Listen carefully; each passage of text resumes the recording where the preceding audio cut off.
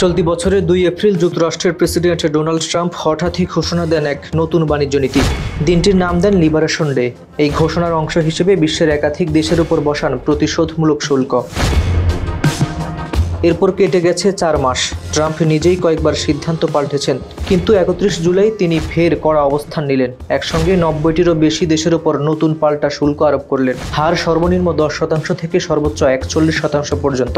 এশিয়ার রপ্তানি নির্ভর অর্থনীতিগুলো, বিশেষ করে আসিয়ানভুক্ত দেশগুলো চীন ও ভারত, জাপান, দক্ষিণ কোরিয়া, অস্ট্রেলিয়া, তাইওয়ান, যুক্তরাষ্ট্রের ঐতিহ্যবাহী মিত্ররা কিছুটা সুরক্ষা পেলেও পুরোপুরি রেহাই মেলেনি। জাপান ও দক্ষিণ কোরিয়া, যারা সেমিকন্ডাক্টর ও গাড়ি রপ্তানি করে, তাদের উপর প্রথমে 25% শুল্ক বসানো হলেও শেষ পর্যন্ত তা কমিয়ে আনা হয় 15%। ট্রাম্প নিজেই 22 জুলাই জাপানের সঙ্গে এই চুক্তিকে ইতিহাসের সবচেয়ে বড় বাণিজ্য চুক্তি বলে আখ্যা দেন। তাইওয়ান সেমিকন্ডাক্টরের জন্য বিখ্যাত, তাদের শুল্ক হার কমানো হয়েছে 32% থেকে 20%। তবে চিপ খাত নিয়ে নতুন শুল্ক আসতে পারে বলেও শঙ্কা। অস্ট্রেলিয়া আপাতত নতুন বাড়তি শুল্ক এড়াতে পেরেছে, কিন্তু প্রতিবেশী নিউজিল্যান্ডের ক্ষেত্রে 15% পর্যন্ত শুল্ক আরোপ হয়েছে। ভারতের ওপর আরোপিত শুল্ক এখন 25%, যা এপ্রিলের প্রস্তাবিত 27%-এর চেয়ে সামান্য কম। যুক্তরাষ্ট্রের অভিযোগ, রাশিয়া থেকে তেল ও অস্ত্র কেনার কারণে দিল্লিকে অনির্দিষ্ট জরিমানাও গুনতে হচ্ছে। চীনকে ঘিরে রয়েছে জটিল আলোচনা। শুল্কের তালিকায় চীনের নাম নেই, তবুও বেইজিং, ওয়াশিংটনের মধ্যে টানাপোড়েন চলছেই।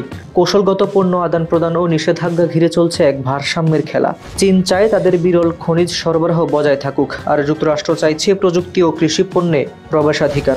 আলোচনা ফলপ্রসূ হলে আগামী 12 আগস্টের আগে চুক্তি নবায়ন হতে পারে।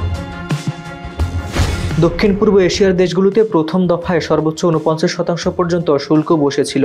এর ফলে থাইল্যান্ড, ভিয়েতনামের ইলেকট্রনিক্স শিল্প, মালয়েশিয়ার চিপ নির্মাতা আর কম্বোডিয়ার পোশাক খাত ভয়াবহভাবে ক্ষতিগ্রস্ত হয়। তবে প্রথম ব্রেক থ্রু আসে ভিয়েতনাম থেকে। তারা যুক্তরাষ্ট্রের সঙ্গে চুক্তি করে শুল্ক হার 46% থেকে নামিয়ে আনে 20%-এ। বর্তমানে বাংলাদেশ সহ এই 8টি দেশ পড়েছে 19 থেকে 20% শুল্কের আওতা।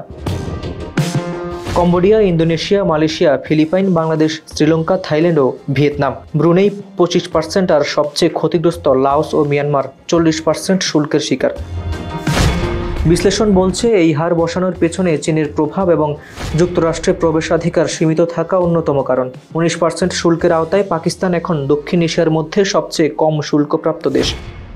বিশ্লেষকরা বলছে, ট্রাম্পের সঙ্গে সাম্প্রতিক ঘনিষ্ঠ সম্পর্ক, এমনকি নোবেলের শান্তি পুরস্কার মনোনয়নও ভূমিকা রেখেছে। বিশেষজ্ঞদের মতে, প্রেসিডেন্টের নির্বাহী আদেশে বলা আছে যে কোনো সময় শুল্ক হার পরিবর্তন হতে পারে, ফলে এই হার চূড়ান্ত নয়।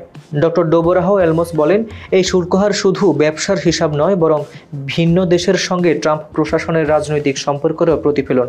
বিশ্ব বাণিজ্য এখন আর কেবল অর্থনীতির বিষয় নয়, এটা কূটনৈতিক ভারসাম্যের খেলা। আর এই খেলায় জয়ী হওয়ার পথ খুঁজছে অনেক দেশ, বাংলাদেশও তার একটি। মুকিতুর রহমানের রিপোর্টে হাবিবুর রহমান নিশান, খবর সংযোগ।